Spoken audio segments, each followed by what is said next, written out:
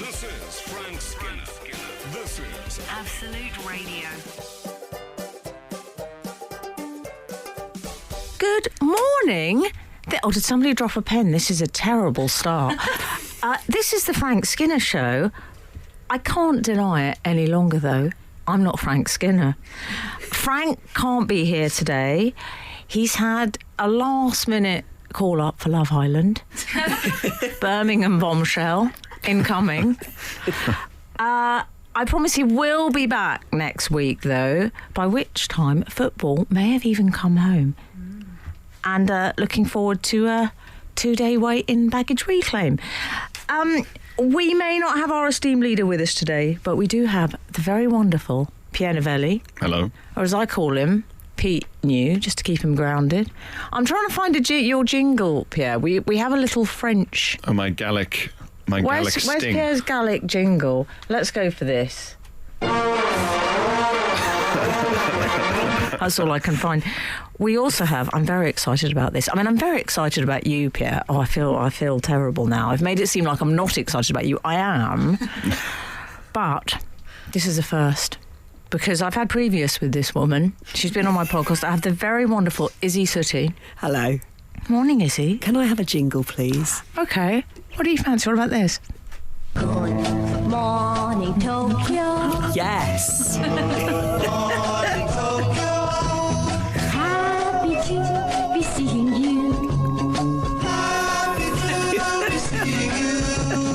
Do you like that? That's going to be my walk-on music now for my stand-up shows. It seemed like, as the youth say, a bit of you. Yes. I felt. Love it. I should say you can text the show on 81215. You can follow the show on Twitter and Instagram at Frank on the Radio, or you can email the show via frank@absoluteradio.co.uk. Now, have you and Pierre had previous, Izzy? No.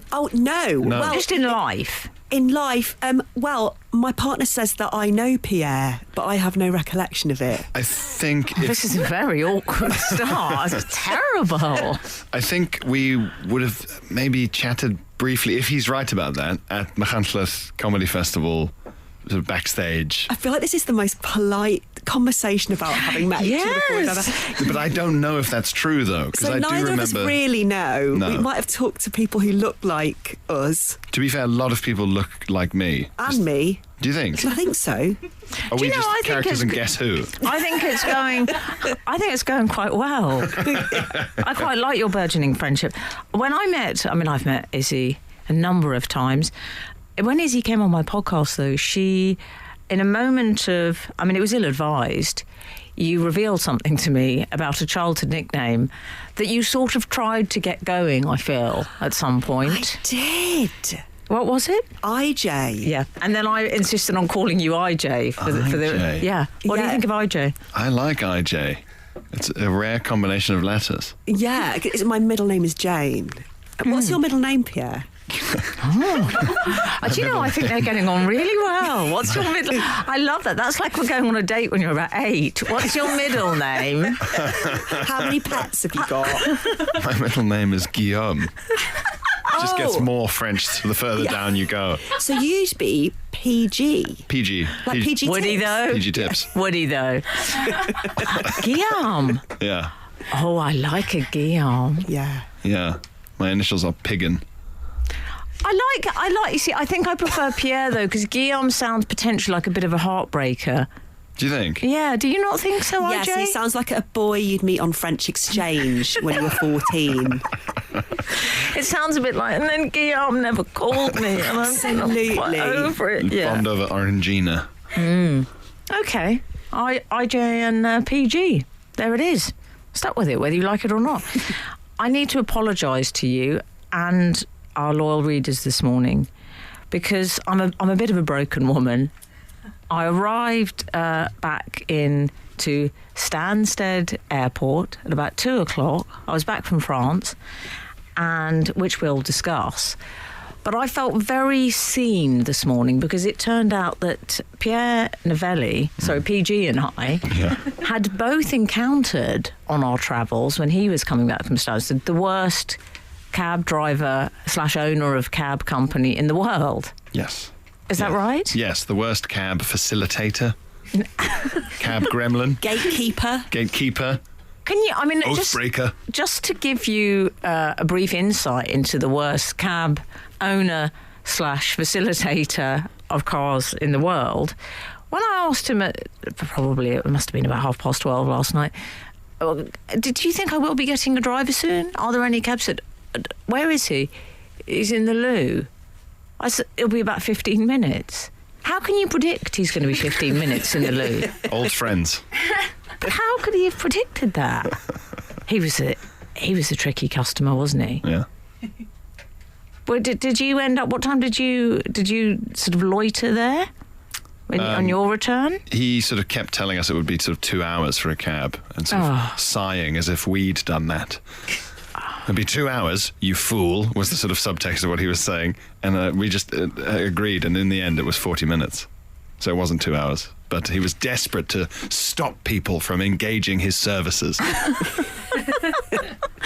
I'm kind of obsessed by him. What I do hate, I was saying this morning, is he's the last person I thought about when I went to bed last night. Yes. And the first person I thought about when I woke up this morning. Frank Skinner on Absolute Radio. Well, do you want to know my middle name or nickname? I don't really have one. Okay, next up this morning. Dino. Oh, no. Do you know about Dino? No. Oh, IJ. There was an incident once. Yeah. Is it too early for this? We'll soon find out.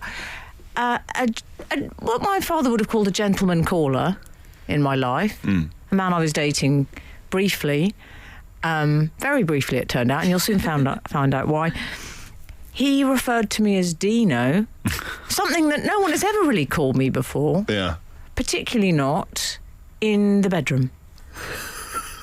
Okay? That is odd. That is odd He behaviour. referred to me as Dino in a bedroom context. How do you feel about that, IJ? I mean, it's a make or break situation, isn't it? Which one do you think it was? That is very funny. It was traumatic. Yeah. And that was it. What was he thinking? I don't know, should we call him? Do you want to get him on the phone? Had he done it before? It wasn't the first time. It was the first and last time, let me tell you. Well, Dino. that is brave. It's quite a blokey thing to... Yes, that's what I felt. Yeah. I pointed out his folly to him. I said, can you please not call me that? I went out with a guy nicknamed Dino Did you? in the 90s because there was a Derby County player called Dino and he looked like the Derby County player. Oh, is that a good thing? I don't want to insult anyone. He was a fine-looking man by Matlock standards. That's what I'll say. I can't even remember his real name. Do you think you could give him that? I hope he's listening. He could put that on his social media bio. A fine-looking man by Matlock standards. Now, I have been in France, Yes. and I have to say I've been doing a bit of school trip French. Do you do that? Do you both speak French? A little bit. A little bit. Oh, I failed petit A-level peu. French. Oh. Yeah. Well, I think you're going to need to brush up with old Guillaume. I Yes. mean, people are going to be having Pierre, your name's Pierre, and you can't speak fluent French. I'm a real letdown Yeah. to a lot of baffled French people. Well, I went to Joan Lapin. Are you familiar with it? Is that rabbit? I beg your pardon. Lapin? Yeah. That's rabbit. I don't believe you failed your A-level French. You're Why didn't they pass me? busting out the vocab left and right. I thought you were kind of insulting me, Izzy, in a sort of like Chaz and Dave use of rabbit. I Like, see. is that rabbit you're coming out Is with? that rabbit? You rabbit. Rabbiting on, Dino. Yeah. Oh, that's quite triggering. I went to Joan Lapin. Oh, Lapin, sorry. Jean the Pines. I don't know what that means, but I believe that would be. What do you think, Guillaume? Is that the literal translation? Le Pen is an Jean the Pines, yeah. Jean the Pines. That's what I thought it was. It was a lovely, relaxing holiday, but it wasn't entirely without incident. And I discovered something extraordinary. It involves the way bread is presented in France. Are you French, Pierre? No. Are you French, Izzy? No. Oh. Is there anyone else available this morning? Frank Skinner on Absolute Radio. I am joined by Izzy Suttie and Pierre Novellie, who I'm calling IJ, based on a childhood nickname that, let's be honest, never really took off, Izzy. That I made up, crucially. I think nicknames normally made up by other people, but I tried to push it onto my peer group. How would you use it in a context? So let's say I came over and said, oh, hi, what's your name? Oh, I'm IJ. No, do it again. Hello, what's your name? Me, I'm IJ. That's good. That's cool. Yeah. I believe you, though. That's the crucial part, is that I think, yeah, this is someone who's been called IJ every day of her life. Yes, it's definitely not something she's started to do today. What I like is the me changes everything. Yes. Me? Yeah. Me? This old thing. I'm only this one. I don't care what I look like. And Pierre, we've established, is PG, as he's called him. PG. Have you ever been called that? No. But Pierre it's quite Guillaume. PG, parental guidance. Yes. Yes, I'm aware of that. PG rating. PG Pierrot. tips. Yeah, Pierrot. Yeah, what about Pierrot? That's a good one. Anyway, I need to tell you about bread. Yes. I appreciate that sounds fairly basic, but bear with me. I was in Juan-le-Pin in the south of France at a charming restaurant. Ah, How's that? very good. You liking that? Yeah. Make me sound quite attractive? Very nice. So Yeah. And of course in English that is a food barn. Is that what it means? Literally? I I don't like it. It sounds a bit food court. And I don't, I have a rule, IJ. I don't have many rules in my life, but one of them is this. That's a lie. I have a lot of rules. One of them is this. I don't like eating food in a retail environment. Yeah. How do you feel about that? What about like a restaurant within a shopping centre that you really like? Oh, no. Oh, my God. So you wouldn't go in like a Café Rouge in a shopping centre? No. So it's Why is not everyone just laughing? So it's Why not is just the everyone thing laughing? of because I know what you mean about carrying your tray in an open air environment to a kind Yeah. of big food hall. I kind of get that. You sort of go, I go to school at the mall. That's what it feels like. And I don't like that they call it the food court. Don't try and promote yourselves to some sort of legal centre, some judicial the food court. It's not a court. Sort of Arthurian court. I don't like the way they refer to it as food court. No. And they try and make it, so see, it's so appealing. Centralised tables in the court, and you've got your choice. I was with Catherine Ryan, I think, and we were in the O2. She was doing a gig there. I was frankly tagging along. And I said, I don't know, I can't eat here, I'm afraid, because it's on the retail premises. She has literally, I think she's probably put it in her stand-up, she's told everyone she knows. She went, can you believe Emily Dean won't eat in a mall? Well, she's a North American, so you're really slighting her culture when you say you won't eat in the mall. Yeah. Do you think that's why she hasn't called me? It's a North American tradition. Oh, no, I'm going to have to start eating in the food court. You need to sort of break yourself in. You'll have to take a sandwich a few steps in and just eat some bites walking around. Yeah, that's going to Get happen, yourself IJ, isn't into it? Frank Skinner on Absolute Radio. Have we heard from the outside world at all? Yes, indeed. Andy Bush of this parish. Andy Bush. Has tweeted a photo. Because we should say actually, is this in relation to last week? Because Frank's Kath, it emerged, she's fond of a malapropism, IJ. Did you know this about Kath? No, but I love that about Kath. Yeah. She really does. She'll say, Frank came up with some brilliant examples last week. I can't remember, but it's things like instead of a rabbit in the headlights, it'll be, feel an example. Can you think of something? A rolling stone gathers no headlights. Bird in the hand. You've got it. Yeah. It's exactly that. So she said something. She's a huge fan of Absolute Radio. Why wouldn't you be? And she's particularly a fan of, as she calls them, the Shane and Richie show. Yes. Instead of the Bush and Richie. Yes. So has Bush got in touch? He certainly has. What's says, he said? A big thank you to listener Joe, who made us Shane Ritchie badges in honour of Frank's partner calling us the Shane and Ritchie Show. And they're sort of like, they look like sort of imperial medals from a country that doesn't exist anymore. Are they like a country that was made up in Dynasty or something, which was an old soap, and they just make up the name of a country? Yeah, Crumblovia. Yeah, amazing Europe, kind of vintage material, haven't they? Holding the medals. There must be a technical term for that loop of material that you loop around the ring of a medal. I think it is a ribbon. I think they stick with ribbon. A ribbon. But you might be right. There might be an even more. I reckon there is. Maybe. Although I have to say, sorry, Andy, but we did get a text in from 6680 who says, get on with the bread story, please. Oh, I do apologise.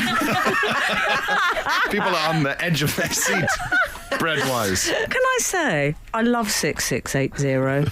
I appreciate your open courage in addressing me like that. Some might say it was foolhardy. But I'm going to compare. Is it 6680? Yes. You've abandoned the three. We normally go for the trio. No, I like the four. The Catra. That's your way. See the schoolgirl French? Anyway, 6680. This one's for you. Le pain. Yes. The pain story. My pain, as I will call it. I'm at this restaurant. I can tell it's a posh restaurant because there's a celebrity sighting. Clarkson is present. Le Clarkson. That's how they addressed him, yes. Yes. Le Jérémy. Yeah, he was there. And so I thought, this is a good establishment. I was with my friends, and they only go to nice places because they're people of, exquisite taste. It's picturesque. The pristine table setting. You're getting the picture, Sure. the sort of Instagram sunset. And then the waiter comes over. I don't think he liked my energy. I was trying to speak French, and he was doing that thing. Every time I would try and speak French, he would reply in English, but in a very, almost angry way. And the bread arrived. I say the bread arrived. It took a while to find out it was bread because a woman came over. She looked so sort of mournful. She looked like it was an Edinburgh Fringe sort of arts production. She was totally silent. And she was carrying a brown paper bag in each hand. She approached our table and she deposited the two brown paper bags on the table, bowed her head and then walked away. Like some sort of mob exchange. It was like a Premier League manager in the 80s getting, some readies. But it was so odd. It was like performance art. And I opened it, and we all opened it. There were 3 bread rolls in each. It was like prohibition. It was like there was shame attached to the bread, like she was bringing us moonshine or something. We couldn't be seen. It was strange. But I tell you when things got a lot stranger. When I asked for du beurre. Oh. Sorry, I love Pierre's reaction. Oh. Guillaume, it didn't go well. Frank Skinner. Absolute Radio. Now, where were we? Oh, I don't like that. Brown bag. Isn't that what a slightly creepy man says when he comes back into the room with the champagne glasses? Now, where were we? Having convinced the constable that there's nothing amiss. Now, where were we? I know where we were. The butter dish. Yes. Butter. Du beurre. You had been handed some shame bread. I've been handed the shame bread, and it was shame bread because it was presented to me in silence in 2 brown paper bags. You made it sound like a section from a long, long performance art piece called Loaf of Grief or something. Was this woman ever seen again, by the way? Never. It was a brief cameo. Tonight, the part of mournful bread carrier will be played by uncredited woman. So I never saw her again. That was her only role. Oh. That's I'm lovely. Yeah, I'm so happy. Very good. Very good. Izzy's reaction was great. That's lovely. That's lovely. Well, were we? So then I had and I didn't like eating it out of the bag. I felt like a pigeon. So hang on, you didn't transfer the rolls from the bag onto plates? Apparently that's not done in France. Did you feel instinctively that the rolls must remain hidden, given the context in which you were given them?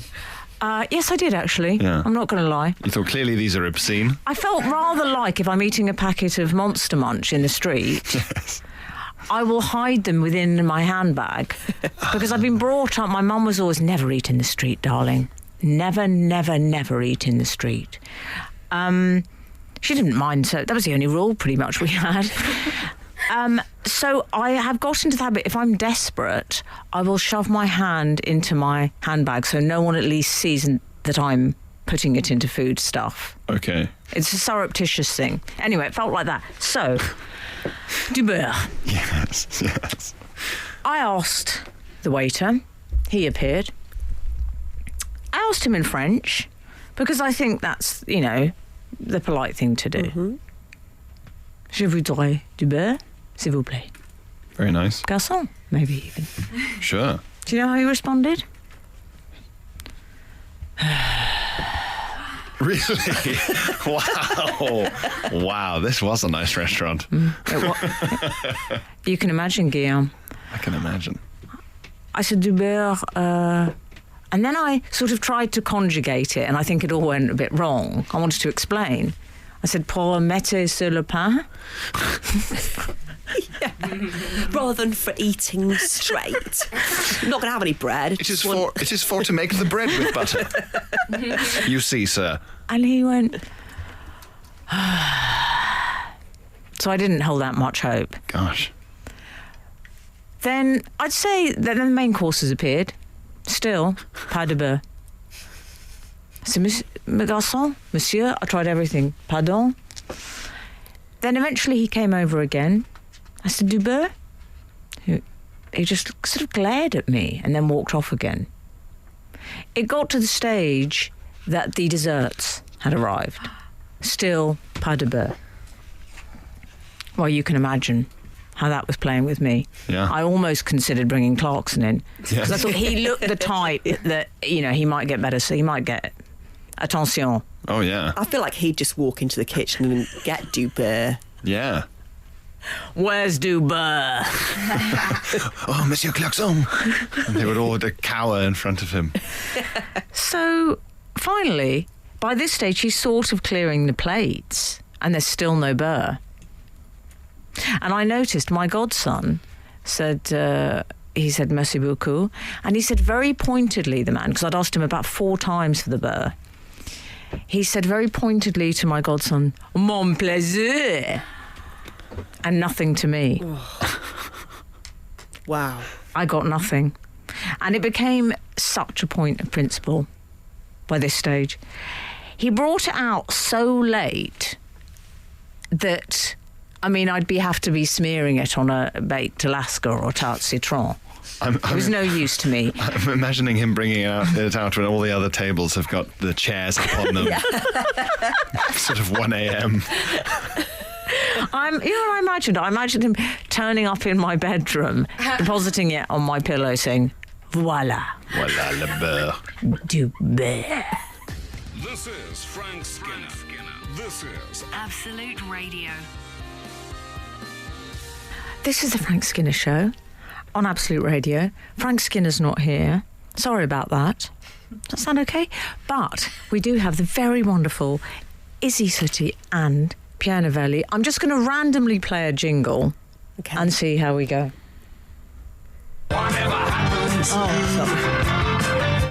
Okay. That's good. That sounded like I was saying neither of you were relevant anymore, which is not what I was saying. You can text the show on 81215. You can follow the show on Twitter and Instagram at Frank on the Radio. And please do get in touch. We love to hear from you. Or you can email the show via frank@absoluteradio.co.uk. I want to address Izzy because I've been talking about my holiday, well, specifically du beurre, absence of beurre, You have been away as well? I've been to Centre Parks. Centre Park. Le Parc de Centre. Yes. How was it? It was fine. We went for the weekend. Oh, that's not a good review, Guillaume, is it? What do you think? Centre Parks isn't sounding like the Joan Lapin of England at this rate. I was thinking about when, if you ever say to someone, how do I look? When you've made an effort to go out and they go, fine. That's worse in a way than going terrible, isn't it? You look fine. But it was fine. There were high points, there were low points. Can I start with the low? Of course, always. The two low points were that Ellis, my partner... Who I love. I mean, no, I don't want you to get alarmed. I'm not. No, don't worry. There's room for you. There's room for you in his life. He loves you too. He really does. I just love you as a unit. I find it pleasing. Anyway. Thank you. So LJ, as is his nickname, had to get up at 7 a.m. on the first day we were there and come back to London to present the National Podcast Awards all day. So I was on my own with a 3-year-old and a 7-year-old, and 3-year-old could open the door of the back door and run away. So it was a bit like, right, okay, I'm going to do rock climbing. I'm going to hang on to the 3-year-old while the 7-year-old goes up the rocks, and I'm going to stop him. There were lots of baby ducklings around, and all he wanted to do was pick up the baby ducklings while she was climbing these rocks. And he kept saying, duckling, stroke, duckling. And I was like, no, don't stroke it. There was sort of alarmed people drinking coffee going, don't let him pick one up. And I was like, no, I'm not going to. But, Betty's also halfway up this rock face going, why aren't you videoing me? And it was just like, oh. I was like working with talent.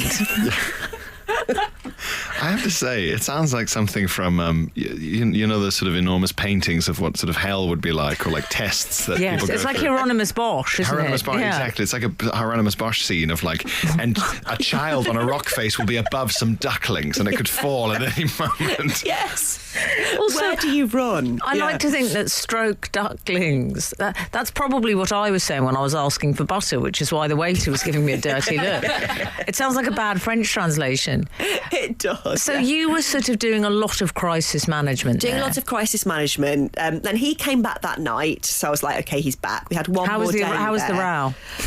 So we didn't have a row till the next night, actually. Oh, that's so good. what I did was, when he got back, I said, will you take Betty swimming? And he did. What, can you just do the tone of voice again? You said it in. So I'm Ellis, I've come in. Oh, hi there, Izzy. I've been doing the old National Podcast Awards. I've been up against it. So tired. Yes, sorry it overran. Will you take Betty swimming? I think that's quite nice, actually. Thank you. Okay. So he took her swimming. It's a tropical paradise. I think I need to know about tropical paradise. Were there murals of parrots, maybe? Oh, I think there are. Oh, yeah. I think there are. There's a pirate ship that you can fire water from. Have you been to subtropical swimming park? It's not tropical, it's subtropical. Let's get the geography right. Yeah. This is Centre Parks, for goodness sake. Was that the sequel to the Ant and Dec song? Let's get the geography right. What was the subtropical? I'm a bit. So how did the pirates work? Were there actual people dressed as pirates? Oh, that would have been amazing. No, it's a big plastic pirate ship that they can climb up and slide down. But that was the source of the row the next night. Do you know what? I'm so excited. No offence to hear about the row. I'm going to have to tease it. Frank Skinner on Absolute Radio. We were talking about, Izzy was telling us about the row that she and Ellis were about to have. Are you all settled by the fireside? Yeah. Pierre? I'm excited because she's heavily implied it was triggered by an enormous plastic pirate ship. All the best rows are. Wouldn't you like it if someone actually split up because of that? Oh, yeah. I wouldn't like it if you two split up. I wouldn't know what to do with myself. That's never going to happen on my watch. What happened with the row, please? The row was... the next day, when he didn't have to leave Centre Parks, we said, let's take both kids swimming. The 3-year-old hasn't been swimming very many times because of COVID, because we were in lockdown. So we got him into the changing room. We went to put his trunks on and he was like, no trunks. no trunks. And we were like, Oh, trunks? exhibitionist. Well, he had a swimming nappy on as well, but yeah, maybe he intended to rip it off. So he said, no trunks, no trunks. And we were like, what are we going to do? So this went on for 20 minutes with us trying to put the trunks on him throwing across the room, them going under other cubicles, people having to knock on the door and return them. He was like, no trunks, no trunks. I thought, I'll get him to watch my phone so we can get the trunks on him. He threw my phone under the door of the other cubicle. So in the end, Ellis and Betty just went into the pool, and I was like, Did Ellis say no trunks or? oh, Ellis, no, he was very drunk, thankfully. So then I had to just take Steffi, our son, who was having a screaming fit, around to the baby ducklings, which didn't placate him. And he threw himself onto the floor next to the baby ducklings. And then a woman came up to me and said, You're doing really well, Mum. And I cried. I would have cried. It was because it was just also when your kid is having a screaming fit for it was probably 30 minutes by that point. Whoa. I was going, there's a plastic pirate ship, and he was still screaming, no trunks. And then I just went and took him to a soft play and bought a massive G&T with strawberries and cucumber in it. Oh, I love it. And I drank it in about 25 seconds. And then the row was later. Why did the row start? The row started because we went to Café Rouge in Centre Parks, and it took 50 minutes. Was it in a food court? Now, I don't think you would have liked this. What makes you think that? It wasn't in a food court as such, but it was in a kind of complex with other restaurants and with Subtropical Serene Paradise and with a bowling alley. How does that sit with you? It doesn't sit very well at all. Would you eat in a dome? What do you think? I think not. No. Okay. So how did the row start? The row started because our food hadn't arrived for 50 minutes. The waitress brought it. I'd had the G&T. I don't drink very much when I do drink. And I asked for Dijon mustard. Actually, we've got very similar stories. I asked for Dijon mustard in a slightly stroppy way. But interesting that you were asking for Dijon mustard. I mean, surely I should have been asking for that, given my local... Well, he would have brought that within 2 seconds, wouldn't he? Oh, yeah. Madame, bien sûr. You asked for Dijon mustard. So what's is he being stroppy? I think I said, can I have some Dijon mustard, please? That's good. That's good. Strong no trunks energy. Yeah. Yes. And what did the waiter say? The waitress brought it. Ellis said, I think you were a bit rude then. And I said, I was a bit rude. I said, he had a screaming fit. He wouldn't even go and stroke the ducklings. He wouldn't put his trunks on. He threw himself onto the gravel. He was still just in his swimming nappy for the whole of the tantrum because I couldn't even get his clothes on. I was like, don't tell me. And then I stormed off and cried again and went back to the lodge. And then I booked a facial for the next morning. And I felt a bit better. Oh, do you know what? Respect. Frank Skinner on Absolute Radio. By the way, I was showing Issey Miyake. You don't like being called because of Issey Miyake, presumably that was thrown your way a lot. Oh, it was. But also Izzy Wizzy Let's Get Busy because of my surname, because the Suttie show, which I don't think is on anymore, my surname, Suttie, as you would say, and probably Pierre, I guess you'd say Suttie. Suttie, yeah. In the north, where I grew up, is Suttie, and the Suttie show's magic spell was Izzy Wizzy Let's Get Busy.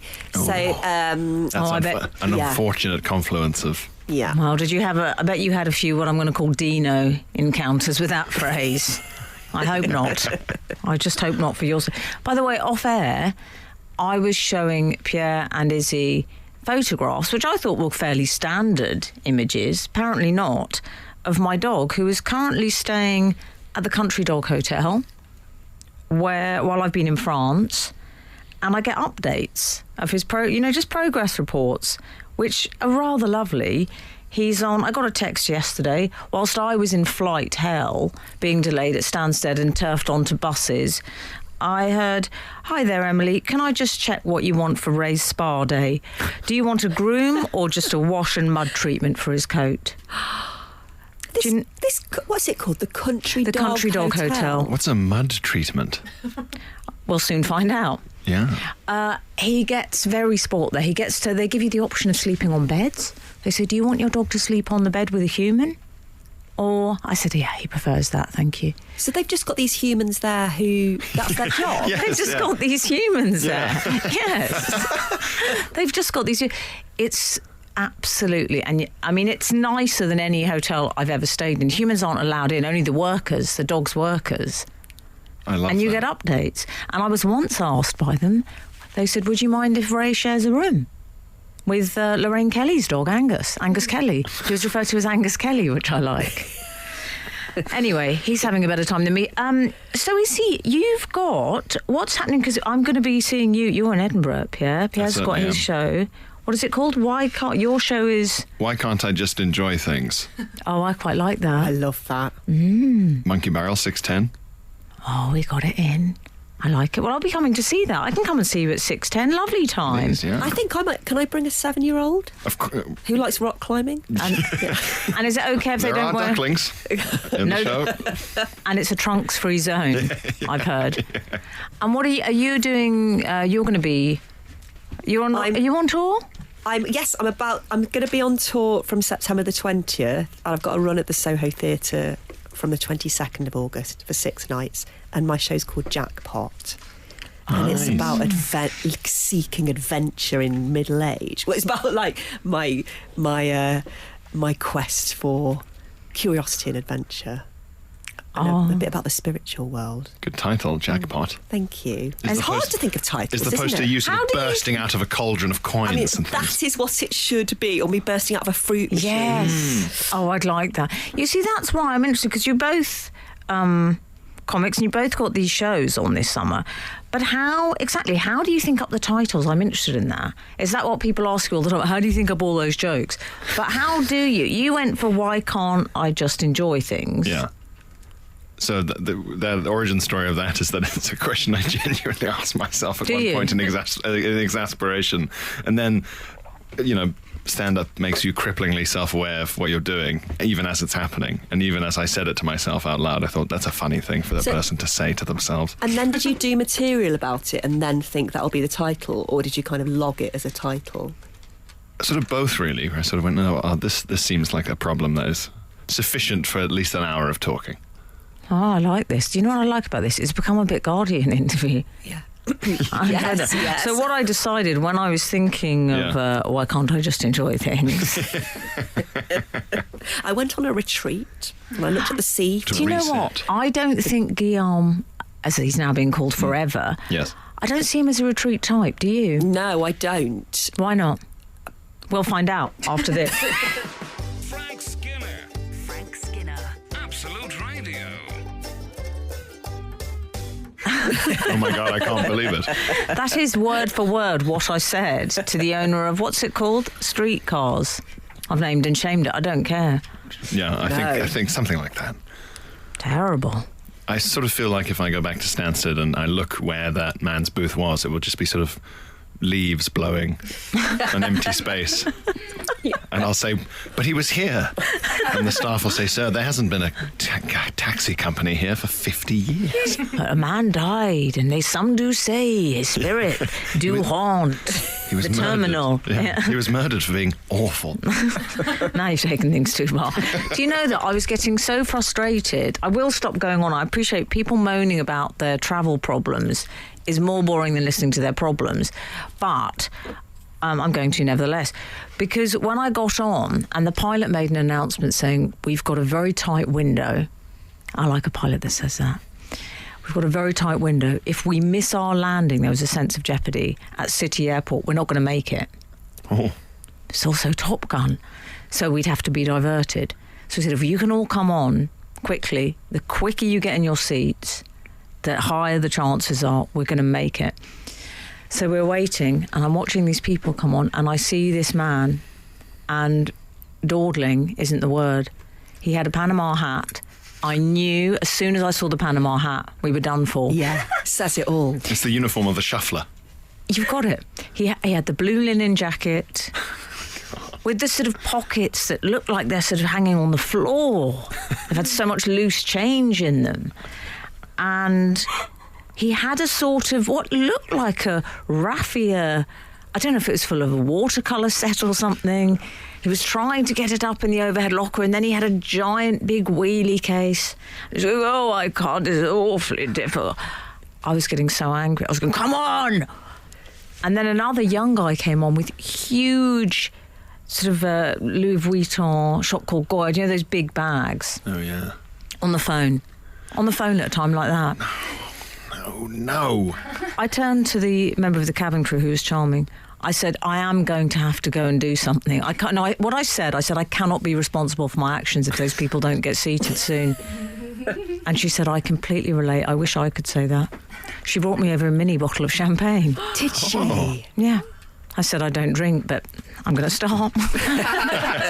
Now's the time. Anyway, I won't talk about that any further. What were we saying before that? I've completely lost my track of thought. I'm sorry, I'm slightly disorientated this morning. Have we heard from the outside world? We have. We've heard from 597. Who've also named themselves as Simon of Sudbury, which sounds like a boutique, doesn't it? He's one of our regulars. He's got a slightly medieval vibe. Love it. Which is why we call him... I think what happened was he referred to himself as Simon of Sudbury, is that right? And we thought it sounded like a sort of medieval poet or prophet. Yes. I think it sounds like a boutique where you go, oh no, just take him down to Simon of Sudbury. We'll be able to find a tie there for the wedding. It sounds like somewhere that you would get a sort of artisanal hand cream. Yes, absolutely. Yeah. I think Simon... I'm going to... Okay. Simons of Sudbury. Simons. That's With a Z. Can I throw this in the mix? How about a hairdresser? Simon of Sudbury, hello. Oh, yeah, no, that's good. Yeah. Oh, what about a soap seller, Simon of Sudbury? Soap seller? Yeah. Sorry, what is a soap seller? Soap seller. Suds. I'm going down to the soap sellers. Yes. What does Simon of Sudbury say? He says, Oh. we were constantly somewhere. Is that how you say it? You can tell that I failed A-level French now. I take back what I said about your lapin rabbit skills earlier. Translation without butter for anyone who was with me on the failing A-level French. We were constantly somewhere out in Crete a couple of weeks ago. A good dollop of the omnipresent olive oil generally did the trick. What do you think about substituting olive oil for butter? It's the salt I miss. Sorry, what did you say? Yes. Frank Skinner. Absolute Radio. You know, clever. Can I tell you the worst thing to hear? Is when you tell a joke or you say something amusing and someone says, stony-faced, funny. Or that's comedy. I used to know a guy that did that. What? And I think, you sound like you're threatening me. He would just respond to anything funny. Everyone else would be laughing. Well, I say everyone else, maybe two other people. And he'd go, funny. Really? Yeah. Did he have noticeably metal limbs? A lot of wires in his chest. Hung out Did you do with the robots. same when it was sad news? Sad. Yeah. Crying. Yeah. Did he get quite whimsical? Did he get quite elaborate with the descriptions? Sexy. That's when he called me Dino. We were talking about olive oil because that's what we do. I'm comparing our Ocado delivery dates. No, Yes. we don't do that. What did Simon of Sudbury... Was this... So Sudbury said... Simon of Sudbury said they'd had to substitute olive oil in. Okay. It was on the bench and then it was brought in. And it reminded me of when I was a student and we had literally nothing in the house apart from one jacket potato and one packet of tomato economy soup mix. Sad.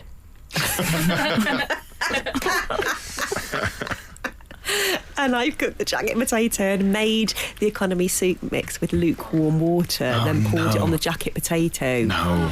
Yeah, but I did eat it because I was a student and I was hungry. But yeah, that's the worst substitution I think I've ever done. Hang on. Let me just go back a bit.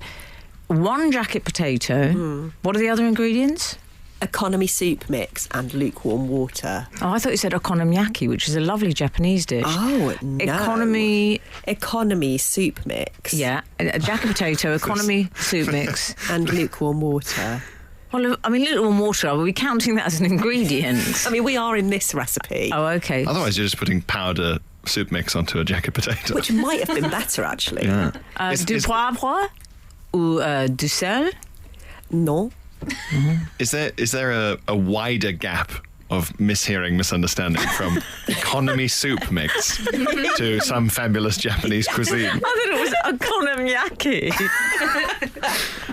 Which, can I say, I highly recommend. Frank Skinner on Absolute Radio. Frank's not here this morning. I know, I'm sorry, but we do have the very fabulous Izzy Suttie. I'm going to try another jingle. Oh, I don't... No, I'm not going to... Oh, no. What about this? Does that sound professional? Oh, thank you. Oh, it cut off rather abruptly. No, that's fine. That was enough. Yeah. I felt like I was on a sort of very 80s daytime chat show. Here she comes. And we have the very wonderful Pierre Novellie.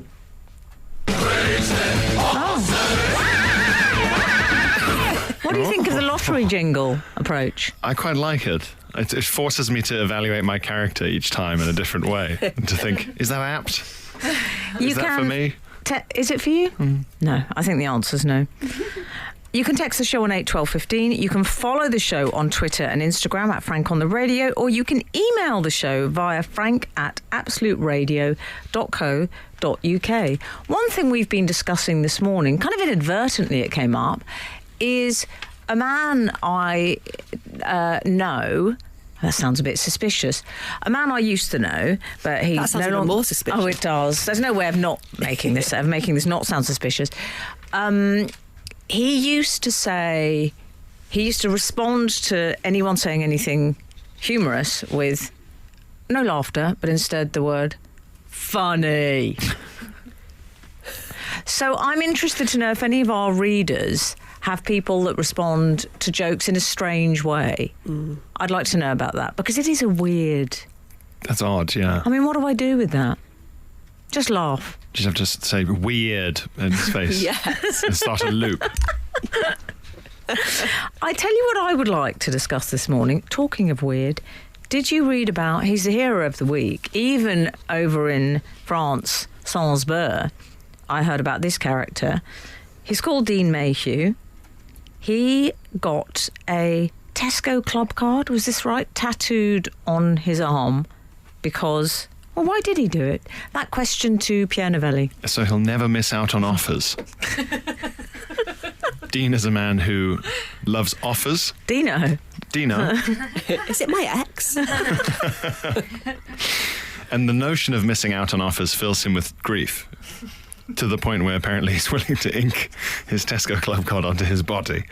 He's described in the... Unwise. Efficient. It's quite robotic. It's appropriate, isn't it, to speak like a robot when you've got a barcode you're blooping through a machine on your arm, like some mad dystopian...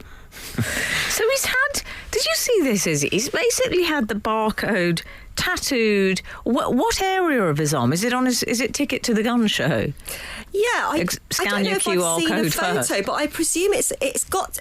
he said that he tried to put it through the self-scanner. I mean, it must have been very exciting. He went with the tattoo artist after they'd done it to Giddy. see if it worked. Giddy. Giddy. Ready to test.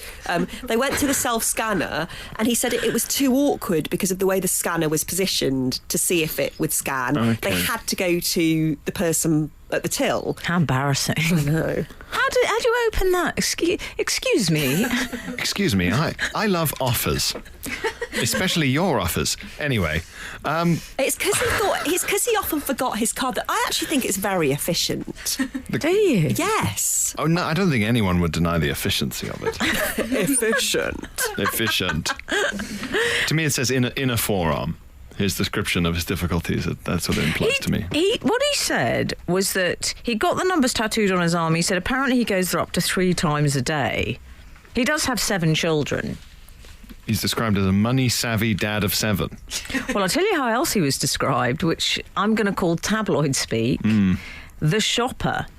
At one point during the feature, they decided we've referred to him as Dean Mayhew or the man, so they referred to him as The Shopper. It said the shopper thought about the tattoo for several months.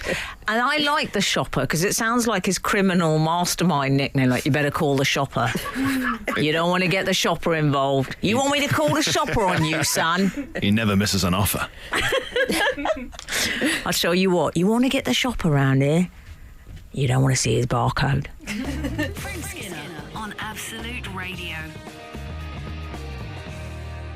I imagine you did a few harmonies when you were younger. Oh, it Izzy. used to drive my sister out of her mind when we were in the car as a family, and I used to harmonise, especially with Madonna, greatest hits. Oh. I used to know harmonies. I used to know that album so well I could predict the starting note for the next song as the song ended. And I used to do harmonies for every song, and my sister used to go, "Shut up!" And now Ellis does the same. Says shut up, or he sings to Madonna in perfect harmony? No, he says, "Shut up." Oh, I love doing a Whenever I bit of do harmonies. harmonising. I want to know if we've heard from the outside world. We are talking about Dean Mayhew, a.k.a. The Shopper, who had a barcode tattooed onto his arm, essentially to save time, or just to save money. Is this right? Yes, well, to ensure he never missed out on an offer. I sound like Jacob Rees-Mogg, very out of touch. Well, what are these club cards to save money? Save time or money. Is it a gentleman's club? The Tesco Club? I don't believe I've heard of that one. Excuse me, I'd like to apply for membership of the Tesco Club. Bring Mr. Tesco out. I have some questions for him. I have got a club card, and I do take advantage of the offers, I'll have you know.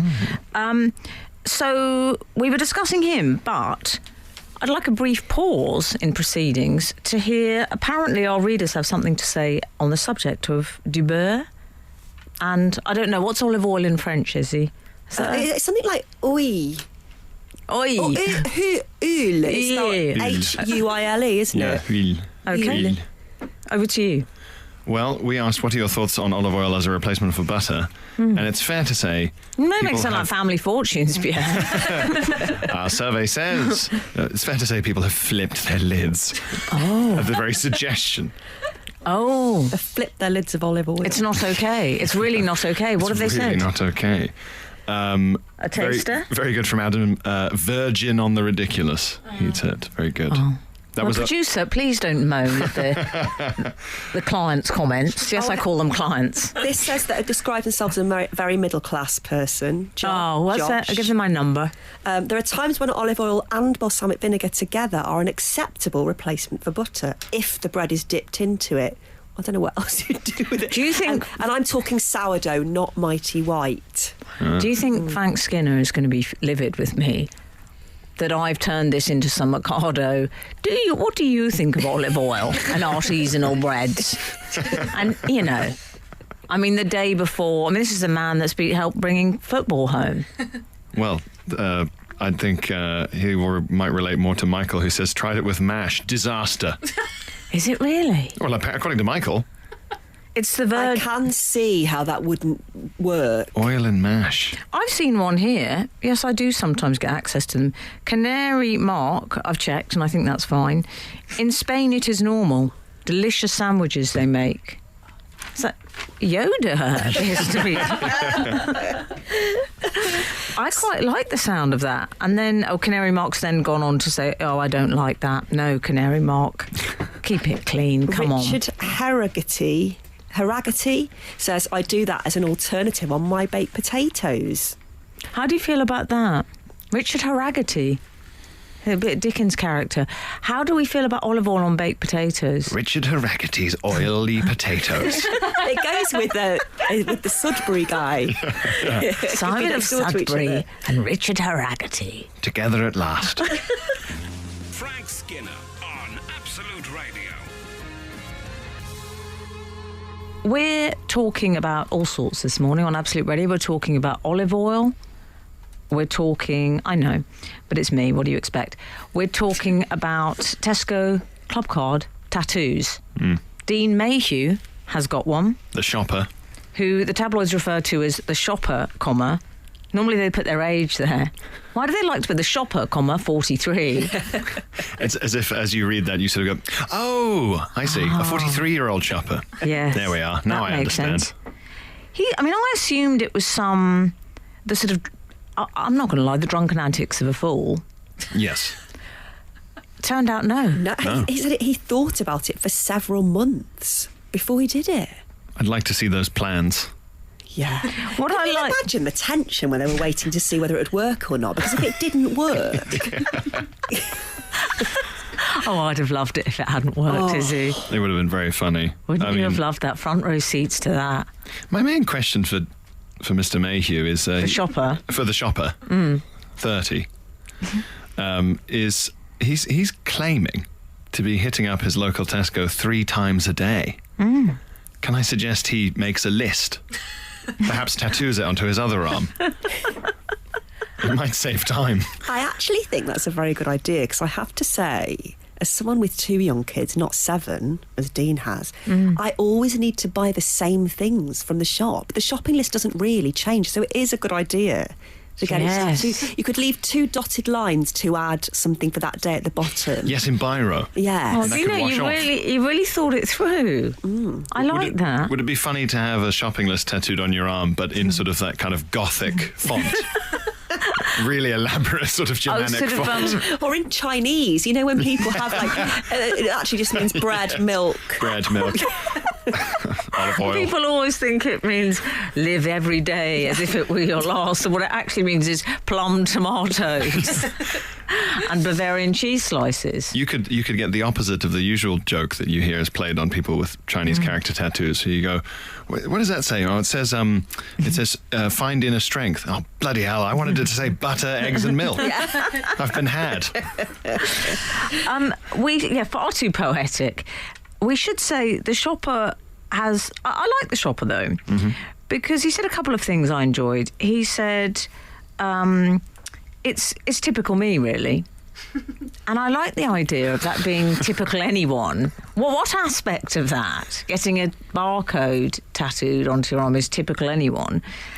But he also went on to say, I'm not one of those people that regrets stuff. So that's handy. As a dad of 7, you'd hope so.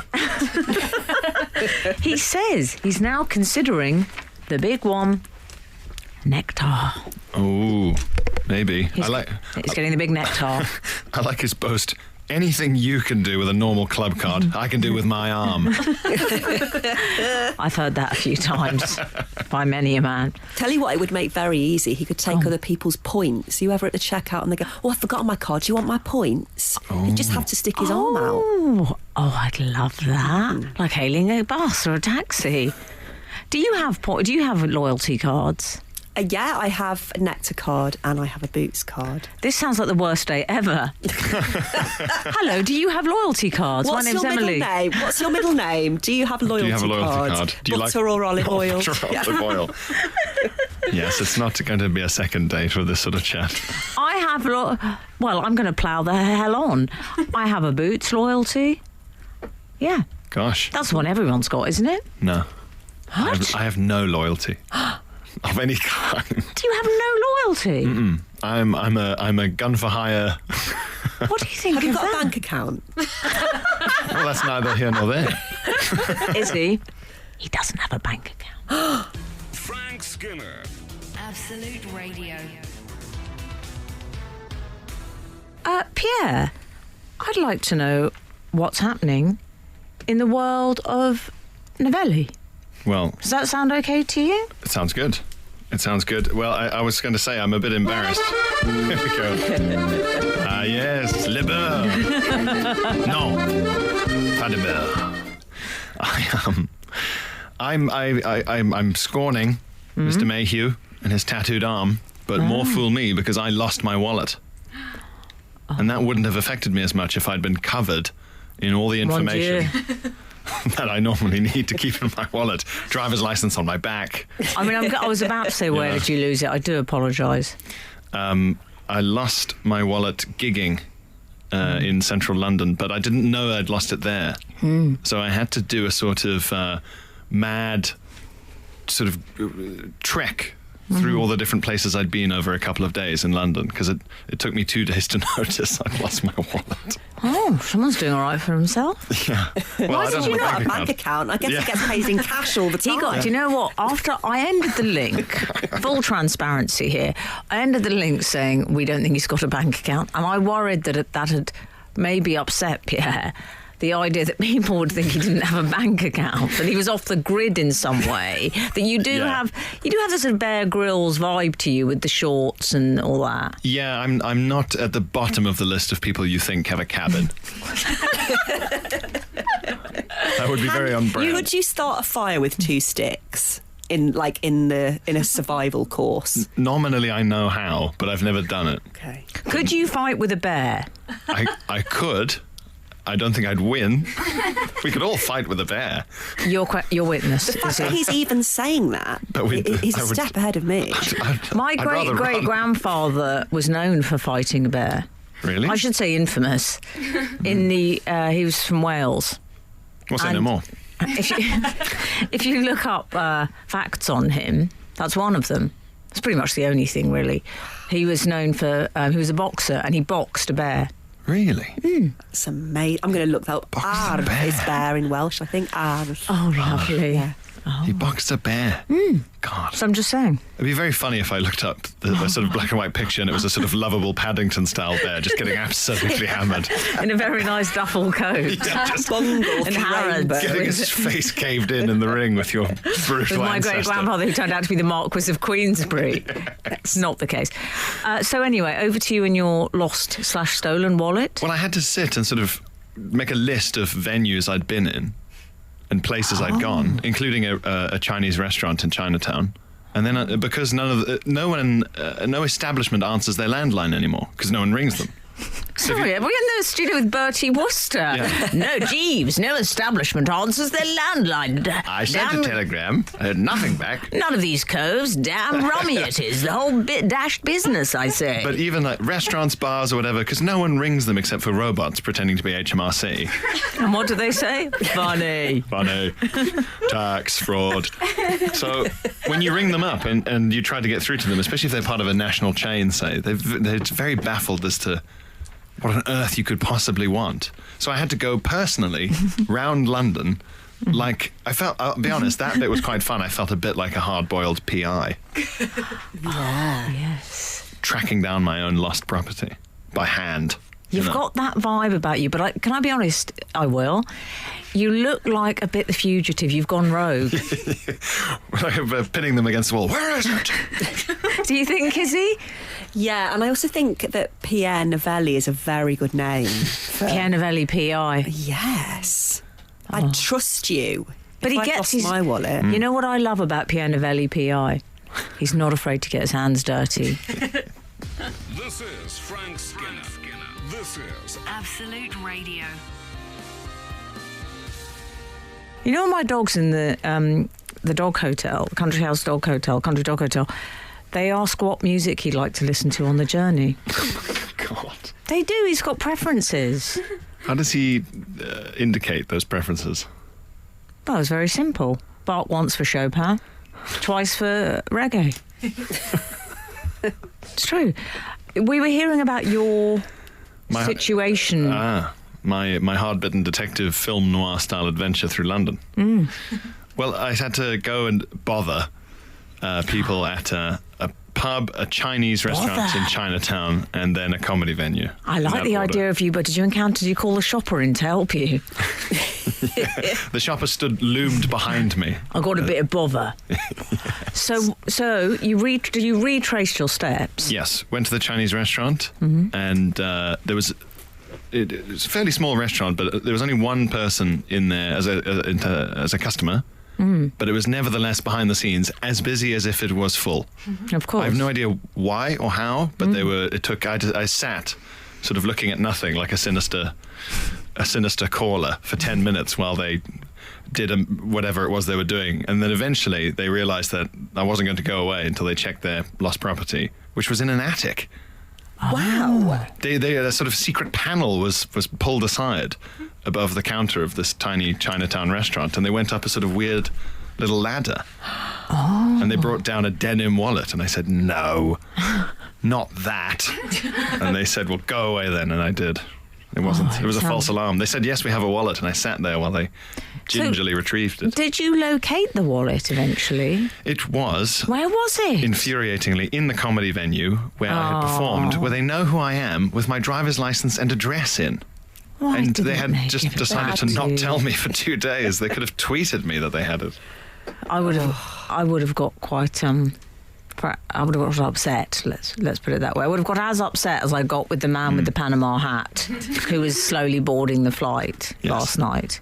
But were you so incredibly relieved to find it that you didn't? Yes, exactly. The relief high.